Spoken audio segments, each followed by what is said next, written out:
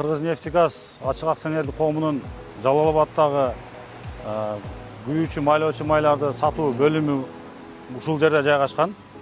Мурдагы абалы өтө кейиштүү абалда болчу.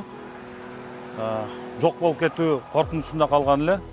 Бүгүнкү күнү мына ушу Нургазы Нурлановичтин тапшырмасы менен биз толук ремонт бүттүк, капиталдык ремонттон өткөзүп бүттүк. Азыркы күндө бардык иштөөгө шарттары жакшы. Бул жерге фирмалар келет, клиенттер келет. Өзүбүздүн Кыргызстандын жарандары келет, чет өлкөлүк клиенттер келет. Ошолор менен биз келишим түзүп, ошо келишим негизинде иштейбиз, иш алып барабыз.